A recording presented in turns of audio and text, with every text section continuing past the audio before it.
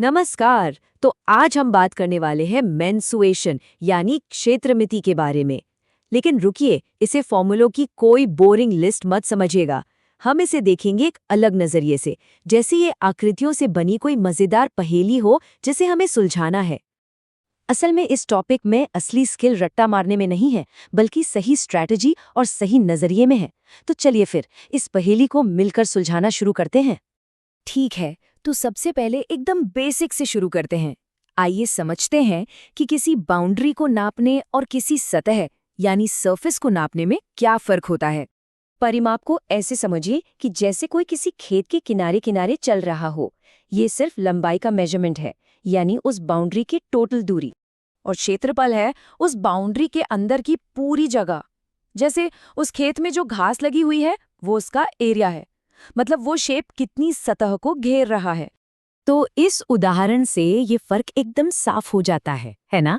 परिमाप वो बाड़ है जो लॉन के चारों ओर लगी है, और क्षेत्रफल उस बाड़ के अंदर की घास।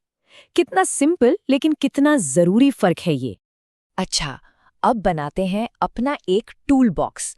इसमें हम वो बेसिक शेप्स रखेंगे जो आगे चल के बड़ी और मुश्किल प्रॉब्लम्स को सॉल्व करने में हमारी मदद करेंगे, हमारी नींव बनेंगे। ये है कुछ सबसे कॉमन 2D शेप्स के फॉर्मूले। खास तौर पर समलंब यानी ट्रेपीजियम पर ध्यान दीजिएगा।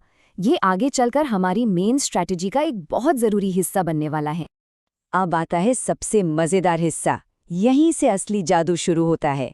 चलिए देखते हैं कि कैसे हम किसी भी मुश्किल शेप को छोटे सिंपल टुकड़ों में तोड़कर आसानी से सॉल्व कर सकते हैं। मान लीजिए हमारे सामने ये ऑक्टागन है। अब इसे एक पहेली की तरह देखिए। हम इसका एरिया कैसे निकालेंगे, वो भी बिना किसी स्पेशल ऑक्टागन फॉर्मूला के। देखिए, तरीका बहुत सिंपल है। ये जो इतना कॉम्प्लेक्स दिखने वाला ऑक्टागन है ना, असल में ये हमारी टूल बॉक्स वाली जानी पहचानी शेप से ही मिलकर बना है। हमें बस दोनों ट्रेपेजियम और बीच वाले रेक्टेंगल का एरिया निकालना है और फिर उन सबको एक साथ जोड़ देना है।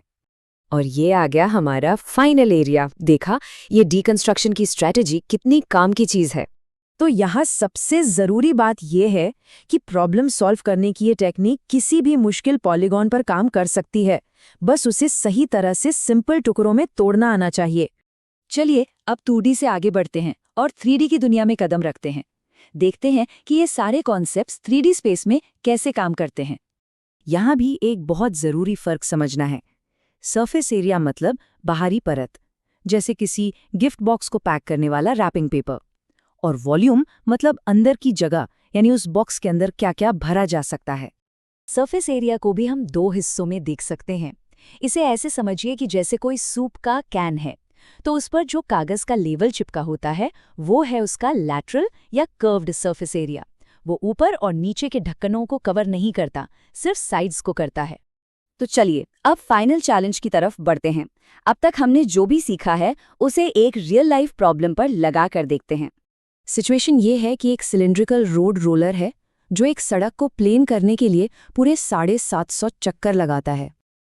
अब यहाँ सवाल ये उठता है कि सड़क का एरिया निकालने के लिए हमें रोलर का कौन सा मेजरमेंट चाहिए, टोटल सरफेस एरिया या सिर्फ कर्व्ड सरफेस एरिया? सोचिए जरा। बिल्कुल जाहिर सी बात है, रोलर के जो चपटे साइड्स हैं वो तो जमीन को छूते ही नहीं।